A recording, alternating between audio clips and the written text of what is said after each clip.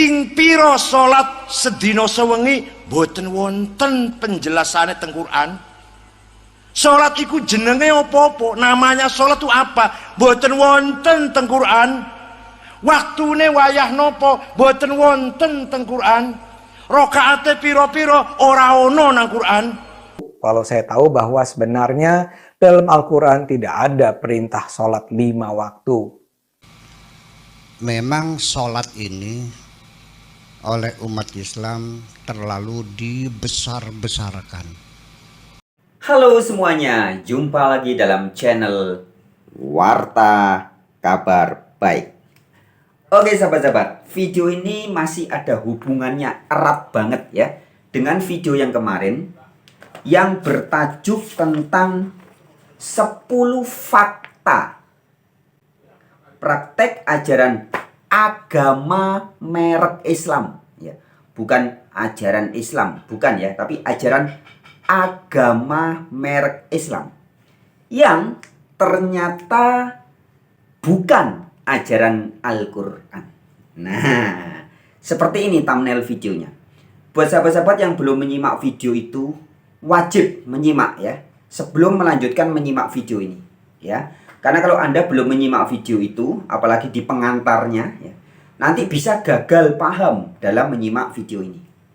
Nah, jadi video kali ini berhubungan erat atau bisa dibilang lanjutan, sambungan dari video yang kemarin.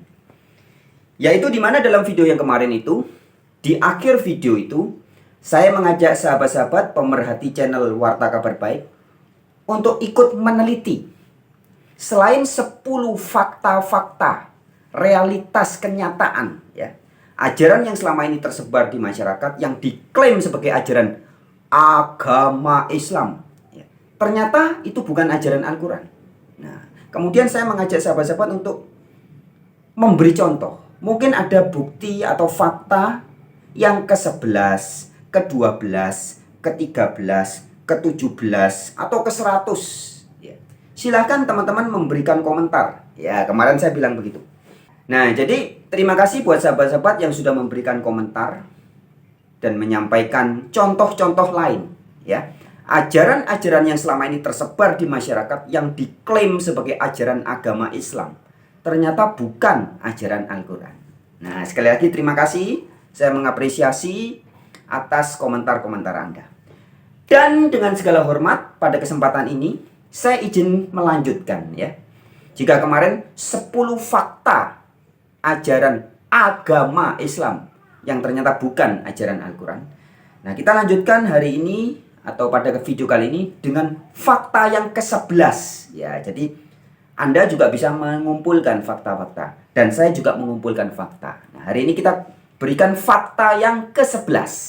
Nah, jadi kita beri judul fakta yang ke-11.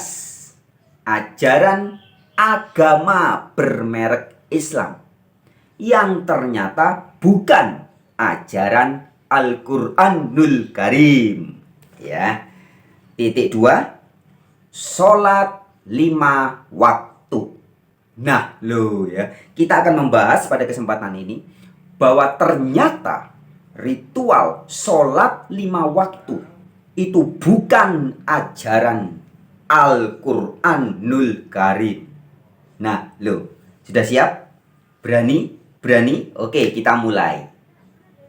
Oke sahabat-sahabat, sebelum nanti saya memberikan fatwa atau opini ya. Jadi fatwa itu artinya opini atau pendapat dari saya tentang fakta bahwa sholat 5 waktu atau perintah sholat 5 waktu itu bukan ajaran Al-Quran.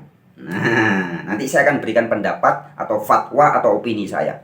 Tetapi sebelumnya mari kita simak juga apa yang disampaikan oleh Kiai Said Aqil Sirot yang menyatakan hal yang sama, bahwa sholat 5 waktu tidak ada di Al-Quran. Dan juga kita nanti mendengarkan dari Ade Armando dan juga ada dari edukasi Buya Syakur tentang sholat itu selama ini umat Islam itu kan terlalu melebih-lebihkan ya. Padahal di Al-Quran kan tidak ada detailnya bagaimana ya. Tetapi umat Islam sering melebih-lebihkan. Begitu kata Buya Syakur. Oke, Without wasting time, tanpa buang waktu, kita langsung aja simak. Demikian cuplikan videonya. Contohnya apa? Contohnya apa? Di Quran itu wong salwangsul bola bali aqimus sholah, aqimus sholah, aqimus sholah. Wajib sholat, lakukan sholat, laksanakan sholat. Ping piro sholat sedina sewengi boten wonten penjelasane teng Quran. Sholat iku jenenge apa-apa, namanya sholat itu apa? Boten wonten teng Quran. Waktune wayah nopo boten wonten teng Quran. Rakaate piro-piro ora ono nang Quran. Dikira ada di Quran apa? Paham boten? Paham boten? Di Quran nggak dijelaskan sholat sekian kali, namanya sholat ini sekian rakaat, waktunya jam sekian, nggak ada di Quran. Padahal rukun Islam pada sholat itu. Apakah mereka mengingkari Islam? Saya sih sholat 5 waktu, walau saya tahu bahwa sebenarnya dalam Al-Quran tidak ada perintah sholat 5 waktu. Coba saja baca Al-Quran. Anda tidak akan menemukan ayat yang mengatakan sholat itu harus dilakukan 5 kali sehari. Saya ingin menjawabnya menurut perspektif yang lebih luas lagi lah, supaya mengena pada substansinya. Memang sholat ini oleh umat Islam terlalu dibesar-besarkan. Sepertinya segala-galanya itu sholat. Hadis tentang sholat banyak sekali, tetapi dalam Al-Quran hanya disebut sekali-kali, betul nggak? Dan tidak diuraikan berapa rokaat, bacanya apa, sujud seperti itu nggak ada, hanya aqimus sholah saja. Dari mulai surat Al-Baqarah, dzalikal kitabul la raiba fihi hudal lil muttaqin alladzina yu'minuna bil ghaibi wa yuqimunas sholat. Itu saja, yuqimunas sholat, aqimus sholah. Ada lagi aqimus sholat li duluki syamsi, ada lagi aqimus sholat li dzikri, tapi tidak dijelaskan. Segudang, bahkan kajian kitab fikih, ya, Fiqhul Madzhabul Arba'ah 6 jilid, itu hampir 2 jilid bab sholat semuanya. Kenapa terlalu besar ini? As-sholatu imaduddin, sholat itu tiang agama. Faman aqamaha faqad aqamaddin. Kalau mendirikan sholat berarti mendirikan agama. Waman tarokaha, dan barang siapa meninggalkan sholat faqad haddamadin, berarti menghancurkan agama.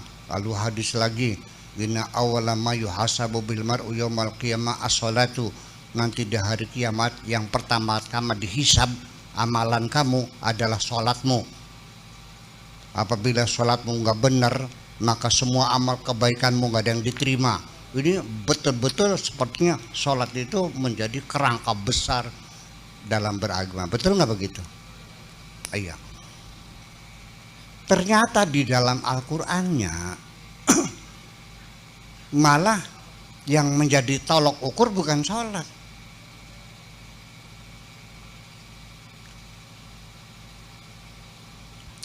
Ara'aital ladzi yukadzibu biddin. Tahukah kamu orang yang berdusta dalam agama? Fadzalikal ladzi yad'ul yatim, yang membiarkan anak yatim terlantar. Wala yahuddu ala ta'amil miskin, dan tidak mau ngasih makan orang miskin. Fawailun lil, jadi artinya kalau kamu tidak melihara anak yatim, tidak ngasih orang miskin, sholatmu dibayar dengan well. Kebalik-balik gitu. Sing bener nanti. Hadis apa Quran? Ya wis.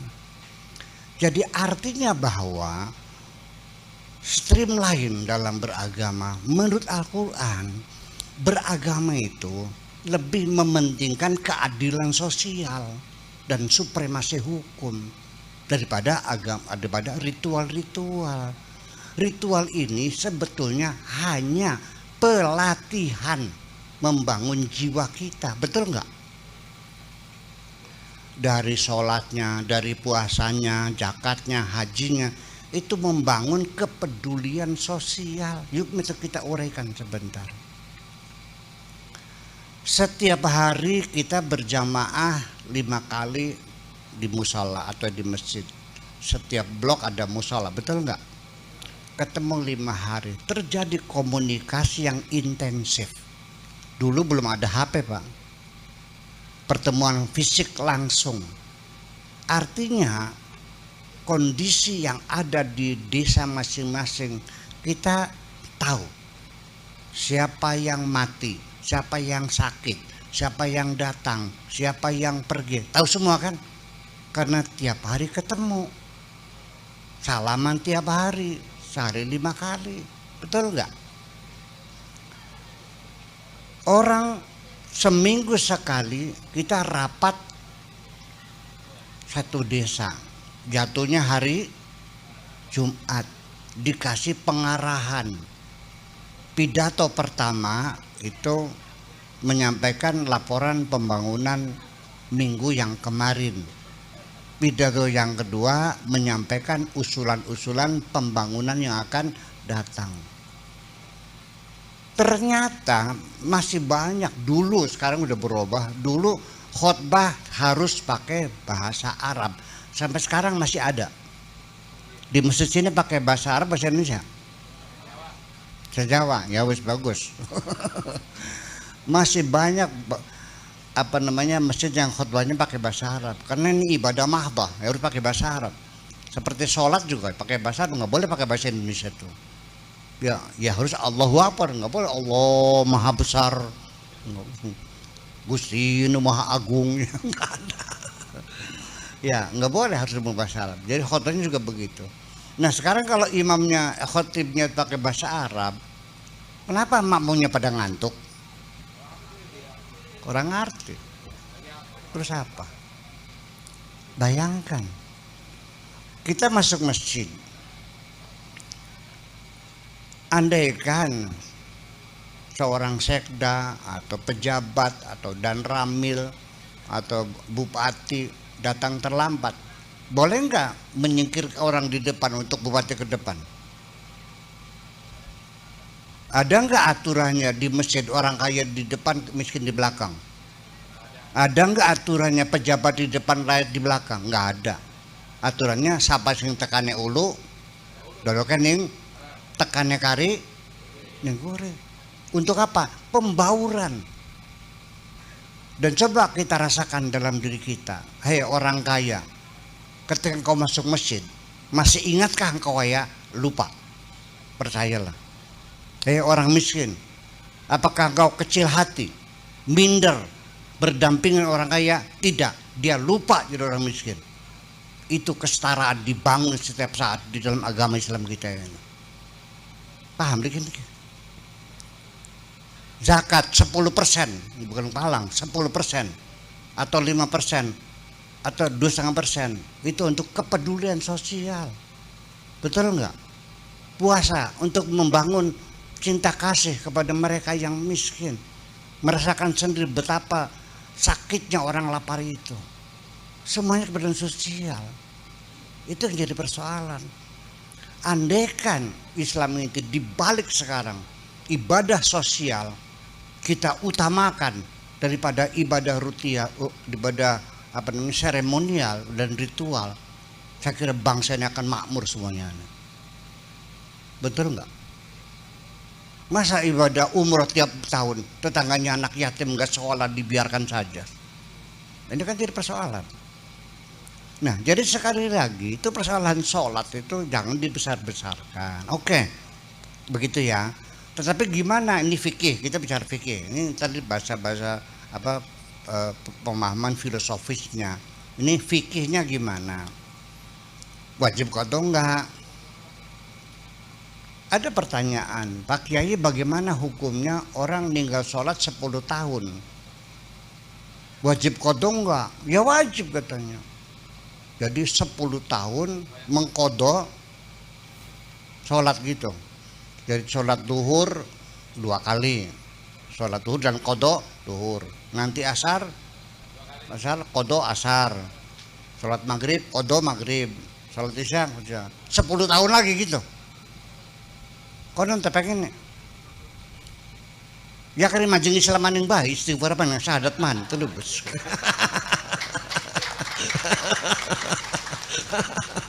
Terus gimana? Mikir tuh nggak cerdas. Kemudian lagi mungkin kurang ilmu ya, mungkin kurang ilmu, tapi dia teman saya di Babakan, ngajinya pinter padahal mandul pada zaman itu. Tiba-tiba ternyata dia itu tidak sholat hampir 10 tahun. Saya bilang, kenapa kamu tidak sholat? Ya susah Pak Kiai, saya jadi supir bus di kota, trayeknya itu Tanjung Priok Cililitan, lurus ya, langsung lurus jalan itu tuh. Jadi ya nggak mungkin dong masa sholat, mana mungkin nanti zuhur mandek dulu di masjid ya sholat, nggak mungkin dong, ya nggak mungkin. Jadi ya nggak sholat. Jadi kita cerdas teman sih aku. Begini caranya. Jam berapa kamu ngambil busnya? Jam 1. Nah, sahabat-sahabatku ya. Jadi saya kira cukup jelas ya apa yang disampaikan oleh Kiai Said Oqil Siroj dan juga oleh Ade Armando. Tegas menyatakan bahwa perintah sholat 5 waktu itu tidak tertulis di Al-Quran ya. Dan juga jadi saya tidak perlu menjelaskan lagi ya, karena itu sudah begitu jelas ya. Memang nggak ada tertulis. Dan juga apa yang disampaikan oleh Buya Syakur tentang selama ini umat Islam melebih-lebihkan ya, itu saya juga tidak akan mengulangi. Teman-teman kalau mau lebih jelas lagi silakan didengar ulang edukasi yang disampaikan oleh Buya Syakur ya. Tetapi izinkan dengan segala hormat, tadi saya sudah janji saya akan berikan opini atau fatwa dari saya membahas tentang sholat ini. Jadi begini sahabat-sahabat, dalam video terdahulu sebenarnya sudah sering beberapa kali ya, mungkin lebih dari 5 kali saya ulas ya, bahwa sholat yang sejati itu kan komunikasi. Komunikasi antara Sang Maha Pencipta, Allah, yang kata Al-Quranul Karim, Allah beserta kita dimanapun kita berada. Allah besertamu dimanapun kamu berada. Tertulis dalam surat ke-57 ayat 4. Surat Al-Hadid ayat 4 ya. Jadi Allah yang beserta Anda dimanapun Anda berada. Nah sekarang Anda ada di mana? Allah beserta Anda. Itu kata Al-Quran. Surat Qaf, surat ke-50 ayat 16. Allah lebih dekat dari urat lehermu. Nah ya. Jadi ditegaskan lagi dalam surat Qaf. Allah lebih dekat dari urat lehermu. Surat Al-Hadid, surat 57 ayat 4. Allah besertamu dimanapun kamu berada. Surat An-Nisa juga surat Fusilat dikatakan Allah maha meliputi segala sesuatu. Surat Al-Isra juga mengatakan Allah maha meliputi semua manusia ya. Jadi Allah yang asli itu berserta kita ya. Kalau bahasa Ibraninya Immanuel ya, itu tertulis juga di Taurat dan Injil. Immanuel artinya Allah atau El beserta kita. Jadi Allah yang asli itu adalah zat roh yang meliputi kita semua.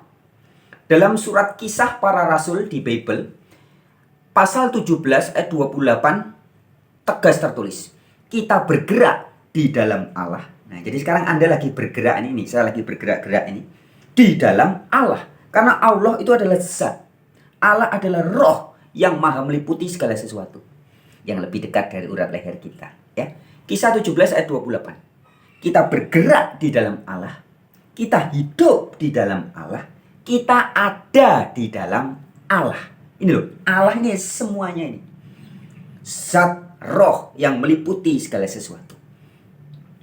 Nah, sejatinya yang dalam bahasa Arab disebut sebagai sholat, ya, saya terjemahkan dalam bahasa Indonesia, komunikasi dengan Sang Maha Kuasa itu. Allah Subhanahu wa Ta'ala, Yehovah, Yahweh, Tien, Sang Yang Widiwasa, apapun Anda menyebutnya. Itulah yang dalam bahasa Arab disebut sebagai sholat. Jadi sholat komunikasi antara Allah yang lebih dekat dari urat leher ini dengan diri kita. dengan kesadaran kita. Ya. Allah yang mana? Bukan yang di sana. Bukan Allah berkomunikasi dengan makhluk. Allah berkomunikasi dengan makhluk. Bukan. Allah berkomunikasi dengan kita. Allah yang mana? Yang lebih dekat dari urat leher. Yang maha ada, selalu ada, tidak pernah tidak ada. Nah, Allah yang maha ada ini selalu menyapa kita setiap saat. Bukan hanya setiap detik, tapi setiap saat. Jadi sholat yang sejati, sebagaimana yang sering saya sampaikan ya sahabat-sahabat, itu terjadi setiap saat sebenarnya. Komunikasi dua arah. Nah, tapi seringkali satu arah. Allah setiap saat menyapa kita, tapi banyak orang nggak sadar, tidak menyapa balik. Nah, maka dalam salah satu kisah Isra Mi'raj ya, ini kisah yang terkenal juga. Perintah sholat yang pertama itu kan diperintahkan umat pengikut Nabi Muhammad untuk mengingat, untuk sholat 50 kali dalam sehari. Satu hari ada berapa jam? 24 jam. Jadi kalau disuruh mengingat 50 kali, kalau kita bagi 50 bagi 24, itu sekitar 20 menit. Setiap 20 menit kita disuruh sholat. 20 menit disuruh sholat. Kan begitu. Tapi dalam cerita Isra Mi'raj itu kan perintahnya kemudian ditawar. Ya. Ini perintah ini memang agak problematis ya teman-teman. Allah memberi suatu perintah kepada Nabi Muhammad. Kemudian Nabi Muhammad menawar ya dengan alasan disuruh Musa, begitu ceritanya ya. Ditawarnya bukan sekali, 2 kali, 3, tapi 5 kali. Perintah sholat 50 kali sehari ditawar jadi 40 kali. Ditawar lagi jadi 30 kali. Terus sampai akhirnya jadi 5 waktu. Nah, tapi pada kesempatan ini saya tidak akan bahas itu. Yang ingin saya sampaikan adalah jika perintah Isra Mi'raj itu benar, tentu dia berasal dari Allah yang asli. Dan Nabi Muhammad adalah seorang yang tunduk patuh, taat. Kalau namanya taat tidak mungkin menawar-nawar. Apalagi nawarnya berulang kali. Ya, kalau nawar tuh namanya nggak taat. Disuruh sholat 50 kali, ditawar. Atas dasar alasan dikasih tahu Musa, sama Musa suruh nawar, tawar. Itu namanya tidak taat, tidak aslima, tidak berserah diri, tidak tunduk patuh. Tapi kita tidak akan bahas itu. Saya akan fokus membahas jika perintah Isra Mi'raj itu benar, seandainya benar ya, umat Islam disuruh sholat 50 kali sehari. Itu pasti perintah yang sangat masuk akal dan logis dan harus bisa dilakukan. Nah, coba Anda berpikir, jika sholatnya adalah dilakukan seperti teman-teman yang sekarang suka berritual sholat 5 waktu, ada berdirinya, ada sujudnya, sebelum sholat harus bersih-bersih dulu, pakai baju khusus, menghadap ke arah Mekah. Maka perintah sholat 50 kali itu menjadi tidak masuk akal. Karena tidak mungkin Anda berarti kalau sehari semalam harus sholat 50 kali. Berarti setiap hampir 20 menit Anda harus wudu dulu, pakai baju ini, terus berritual sholat. Anda tidak punya waktu untuk makan, minum, mandi, bekerja, ya nggak ada waktu. Jika sholat diartikan sebagai praktek seperti yang sekarang. Tetapi perintah Isra Mi'raj, Anda disuruh sholat 50 waktu, 50 kali sehari, itu menjadi masuk akal. Jika sholatnya seperti yang saya sampaikan, yaitu sholat adalah mengingat. Nah, ketika Anda mengingat Allah, terjadi komunikasi antara makhluk dengan Allah yang lebih dekat dari urat leher. Jangankan 50 kali sehari, 100 kali, 500 kali, 1000 kali pun bisa. Ketika setiap Anda nih nonton YouTube, Anda dalam kondisi sholat, mengingat, mata saya bisa melihat bayangannya Frans Donald. Ini karena mata saya sedang disentuh oleh Allah. Telinga saya bisa berfungsi mendengar. Ini terjadi karena lillah, karena Allah. Karena bila bersama kuasa Allah. Loh, ini tangan saya bisa bergerak lillah, karena Allah. Bila, karena bersama Allah. Loh.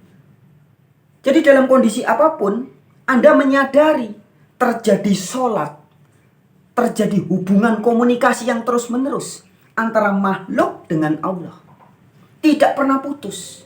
Anda tidur dalam kondisi sholat. Allah berkomunikasi dengan kita. Apa buktinya? Nafas. Nafas, detak jantung. Itu kalau saya ibaratkan, sering saya ibaratkan dalam video terdahulu. Kita itu disapa, dijawel terus-menerus oleh Allah. Hei, hei, hei, hei, hei. Yaitu dalam bentuk detak jantung. Dut, dut, dut, dut, dut.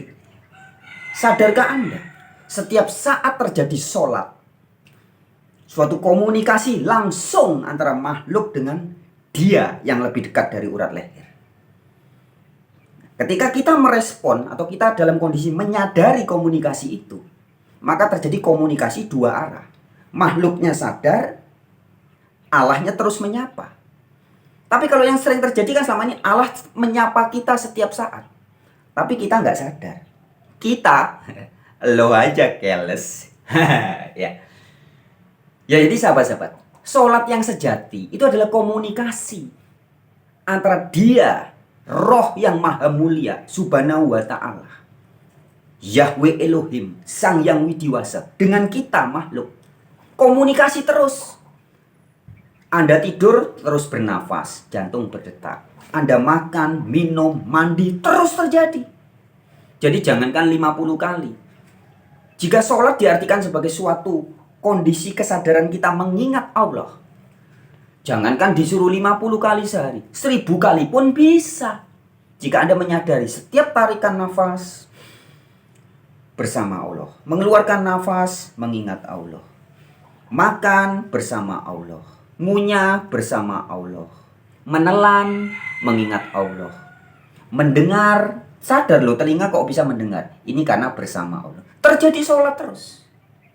Apapun yang Anda lakukan, Anda mengingat semuanya ini adalah Allah itu sendiri. Itulah sholat yang sejati. Nah, itu kabar baik yang saya sampaikan pada kesempatan ini. Nah, bagaimana dengan teman-teman? Terkait dengan fakta yang ke-11 ini. Bahwa ternyata ritual sholat 5 waktu bukan ajaran Al-Quranul Karim. Nah, silakan teman-teman memberikan komentarnya. Dan mudah-mudahan di video yang berikutnya nanti saya akan berikan lagi contoh fakta ke-12. Ya, fakta ke-12.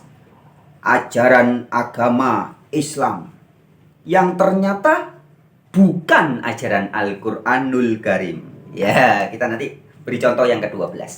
Oke teman-teman, sekian dulu pada video kali ini. Seperti biasa, jika sahabat-sahabat merasa video ini baik untuk dibagikan, di-share kepada teman, saudara, handai, tolan, tetangga, sanak, family, silahkan bagikan video.